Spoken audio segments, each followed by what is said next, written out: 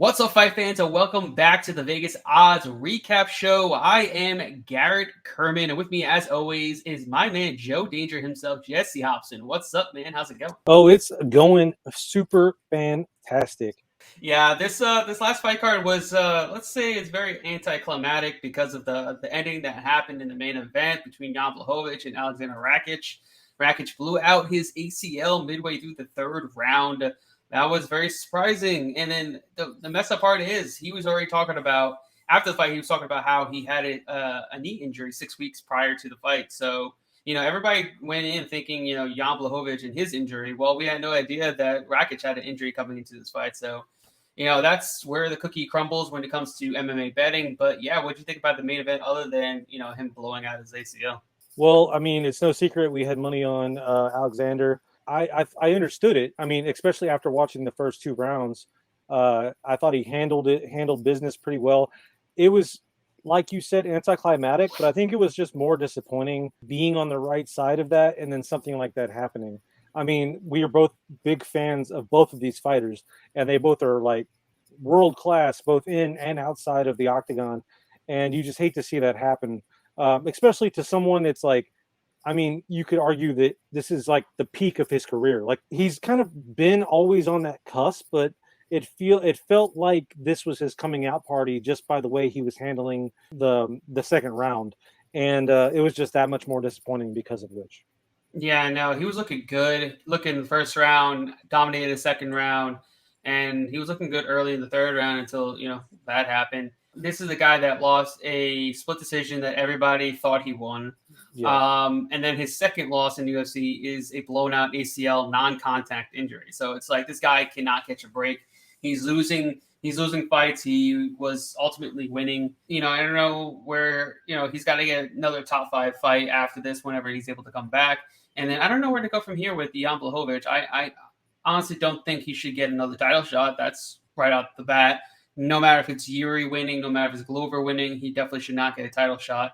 I think he should fight Magomed Ankalaev, and we'll see who's the number one contender fight out of that, because Jan doesn't deserve a title shot after getting finished by Glover. I mean, if it was a back and forth competitive battle, different. But you got finished, and you looked downright awful. I do believe he needs to give Ankalaev his shot at the number one contender spot, and we'll see who wins out of that, because I don't feel like there's no other matchup to make for Jan. Well, and also too, I wanted to touch on Alexander a little bit more. I mean, I remember when he first joined the UFC, and what's kind of interesting is the evolution of him. He's always improving. He always impresses me. This guy is never not learning, never not improving. Every fight he looks a little bit better. With Jan, had this been a devastating knockout or like something like impressive as far as the way that he won the fight, and maybe if the first and second round would have been a little bit more in his favor, you could argue that maybe give him a title shot. Maybe that was just a flash in the pan, but he didn't. So I actually I hadn't really thought about that. He could even face the loser of that fight, but I do like the Ankalaev fight a little bit better. Yeah, Ankalaev has to fight somebody in the top 5, and I don't know who else is really going to give him any types of problems. And I feel like Ankalaev has been dominant in every single fight. So I think it deserves a number one contender fight. And Jan would be the rightful, dance partner in that sense. Well, if he wins that fight, he's basically going up against, someone that would kind of exploit his weaknesses, I guess you could say. Right. And if he wins that, then that proves the test, like, okay, you did it. You're at the top of the mountain again. Let's see what you can do with it. Right. And it's just he hasn't been finishing his opponents. That's why he hasn't got a title shot just yet. Just like Yuri. Yeah. Yuri's finishing guys. That's why he got a title shot so soon. Whereas Ankalaev is just, he's dominating, but it's not like, oh my God, this guy's amazing. But, agreed. We'll see what happens when that happens. But, in the co-main event was bonkers right off the bat. These guys just went at it. Ryan Spann, Ian Kutalaba, however you want to pronounce it. Spann definitely impressed me there. He took the power shots.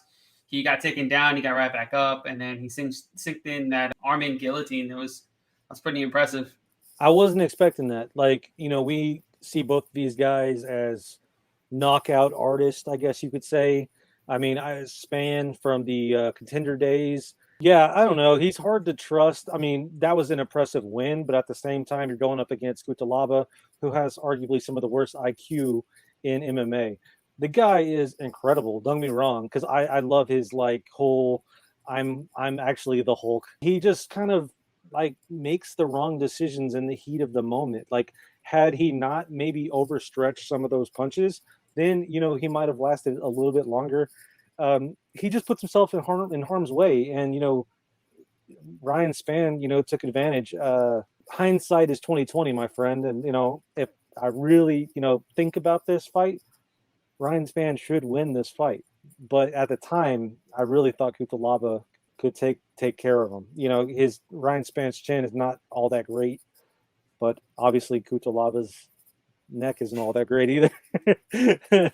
Well, like you said, fight IQ not there. He was overextending on all of his punches, swinging wildly. Mind you, if he connected on one of those, he could have put Spin out, but he wasn't shortening it up on his shots. He wasn't trying to throw with precision. He was just throwing recklessly, just coming forward, trying to knock his head off. But and that's what you get for Kutalaba. He's very frantic in there. He's a wild man. He's either going to finish here or he's going to get finished. There's no other way around it. So yeah, Spann took advantage of him slipping after a ill-advised overhand right that was nowhere near him, and then he took his neck, and that was all she wrote. I thought that was very impressive. Another impressive win was Davey Grant over Louis Smolka, and arguably the fight of the night. That was a great fight between these two. Davey Grant knocked down Smolka round 1. Smolka came back round 2, was beating him, so it was basically 1-1 going into round 3, and Davey Grant just absolutely deaded him. Well, and what's interesting is like going into this fight, you look at these two guys, you look at their resumes, and you're like, Grant should run away with this. Like Smolka definitely has improved. I mean, I don't know if it's the haircut or what, but he looked cool. But at the same time, he looked more composed. He looked more comfortable. He was kind of just feeling himself. And I saw the knockout coming a mile away. It was just a matter of time. But did I think it was in the last 3 rounds? Definitely not. Davey Grant, I'm becoming a huge fan of his. Every single one of his fights is entertaining. It's cool, calm, collected, but he does throw pretty wild. Like he's what I would want out of Kutalaba if Kutalaba was intelligent. He fought that kid from Houston a couple months ago, and he looked really good in that fight too. He fought Adrian. Yeah, that was a great fight too.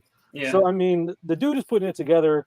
I'm excited to see where he goes from here. It was a good win for Grant. I expected him to win, but I just didn't like the line, and it showed. He shouldn't have been a minus 300 plus favorite. By end of round 2, I think it was basically a pick 'em, which is where I kind of lined it as. Granted, he got the win, but he didn't look like a minus 300 favorite. He didn't run away with the fight from bell to bell. He had a close competitive fight until he decided to kill him in round 3. Well, I think that's the issue though, is that while the cool, calm, collected, it's it has its ups and downs, and I think because of which that's kind of what put him behind in round 2. He was so confident going into round 2, it kind of worked against him in that round, because he still had that same game plan and same mindset, same look on his face. It just kind of started running away from him at that point. The next fight I really want to talk about, because there's a lot of controversies supposedly. It was a fight between Caitlyn and Amanda Hebass. It was a split decision win for Chookagian, and a lot of people thought Hebass won that fight. I don't know if it's mainly the bettors or just people in general thought she won the fight. Who do you think actually won that fight?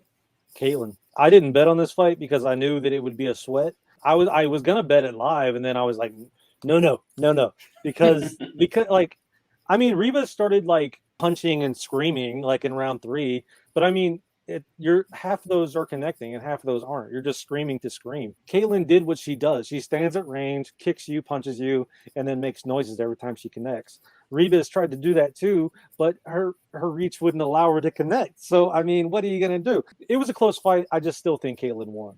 I know Reva's got, ground control, but she only landed 3 strikes with her ground control for the entire fight. So she's had like 5 minutes of control time between two rounds.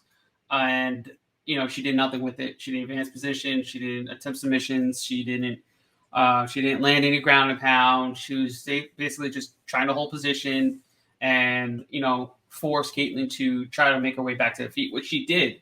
Yeah. But the thing is, Caitlyn won every moment before getting taken down in the first 2 rounds. So every moment the fight was on the feet in rounds 1 and 2, she was winning.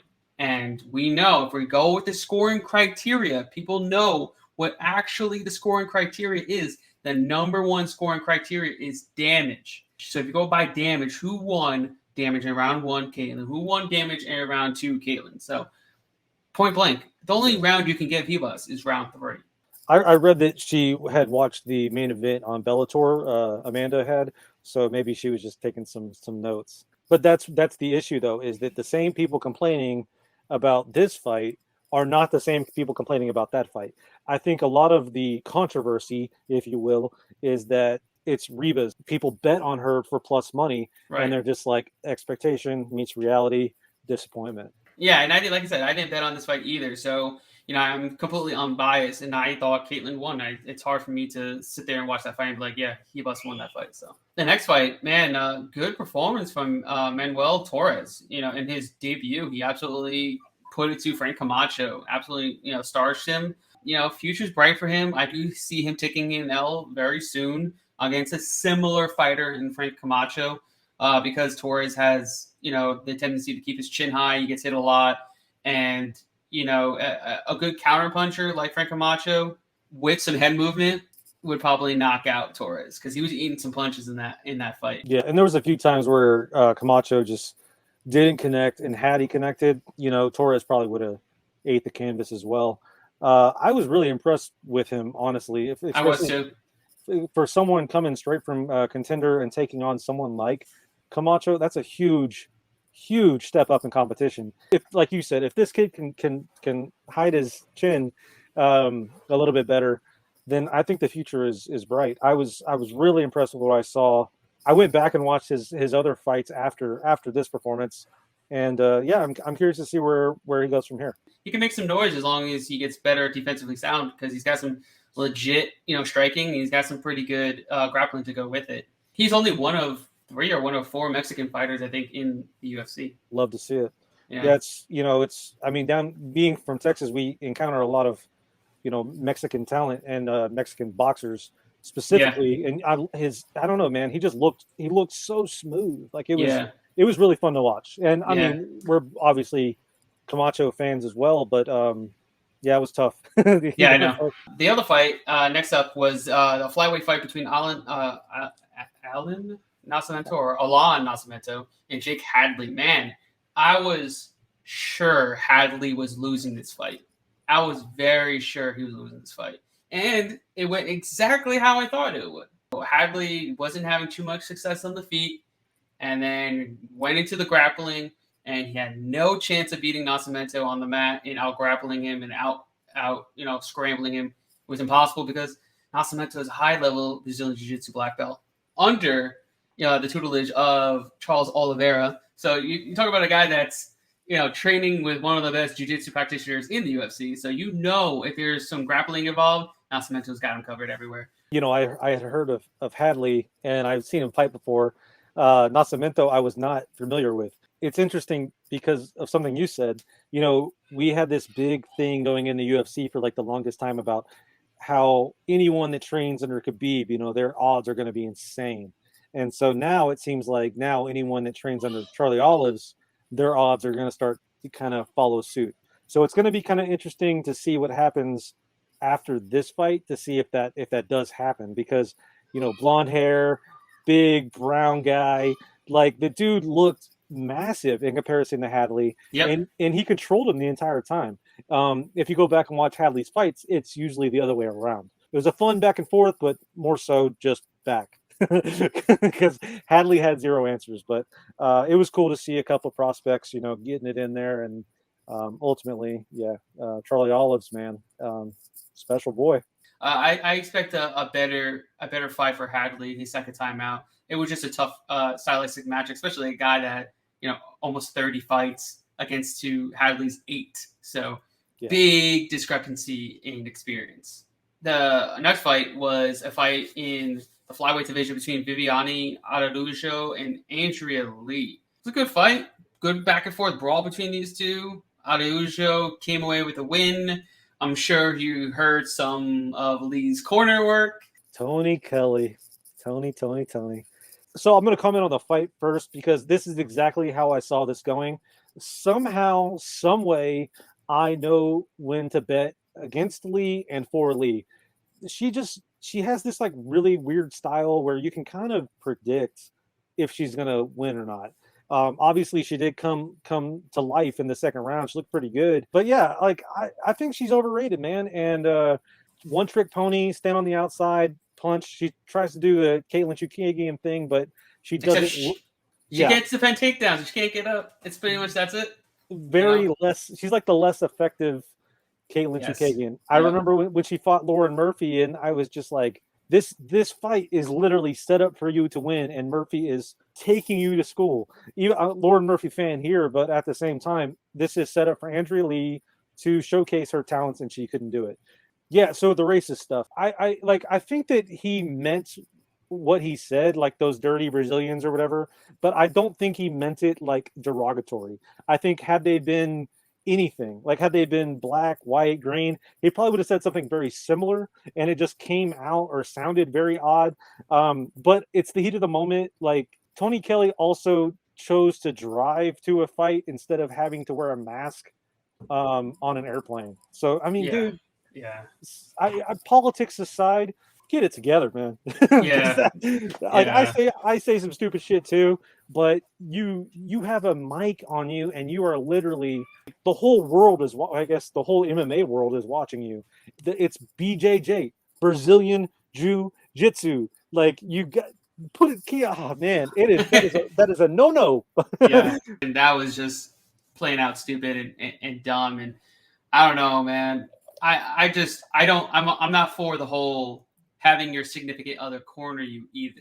Pat Barry and now Tony Kelly, you guys need to go sit at home or sit in the crowds, watch, chant, talk from there, but they'll be in the corner. Let's just stop with this. Well, the weirdest thing about it is that so Tony Kelly was on Cage, just like Danger, Matt Schnell. The dude has been in front of cameras almost his whole life. You would think that he would know to put a pin in it. But or not say something blatantly racist. Yeah.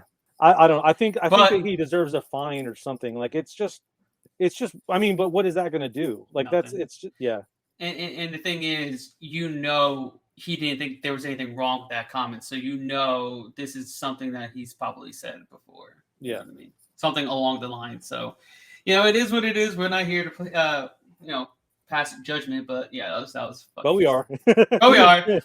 but stupid at the same time. But yeah, as far as the rest of the card, Michael Johnson, he looked phenomenal, fast as ever, powerful as ever. The other fight, Verna Jandiroba, looked exactly how I thought she would look. Takedowns, repeat, top control, yada yada yada. Tatsuro Tairo, wow, this kid is a legit prospect. I know it wasn't against one of the best fighters in Carlos Candelario, but still a very good win.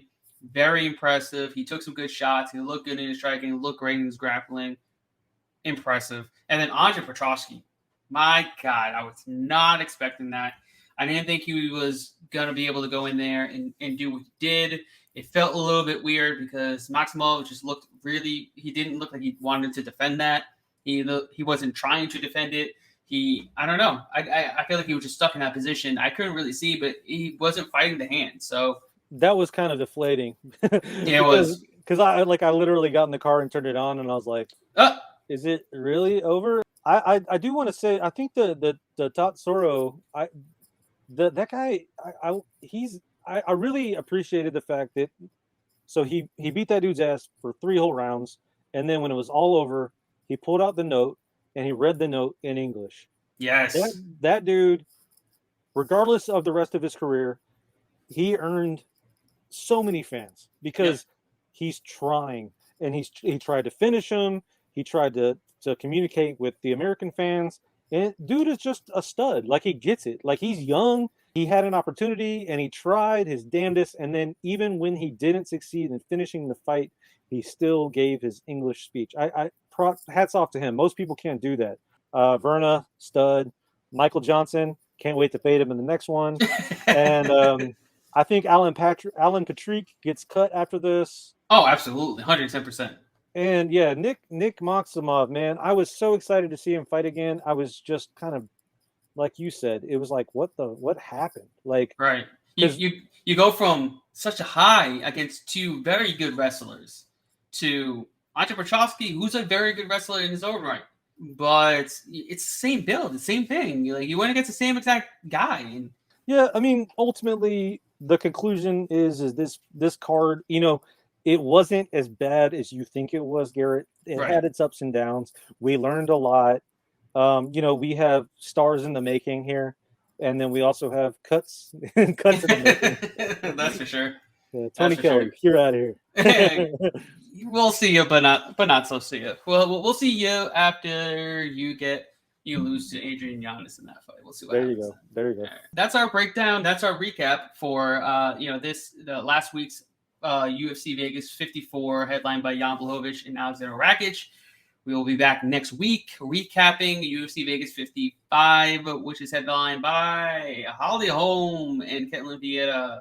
Yes, that's right. Holly Holm 2022 is main eventing, which is absolutely absurd, but we will talk about it next week. 5-year-old Holly Holm. But yeah, before we go, my man, Jessie Hobson, where can everybody find you? You can find me on every platform that exists. Just Google my name. It's right below. Jessie Hobson, YouTube, Twitters, Facebooks, MySpace. What else we got? All those things. But I'm also on Cinedump. That's my website. We talk about movies, reviews, interviews, chit-chatting with Garrett. So come back and see us next week. Absolutely. You guys go like and subscribe to the Vegas Odds YouTube channel. And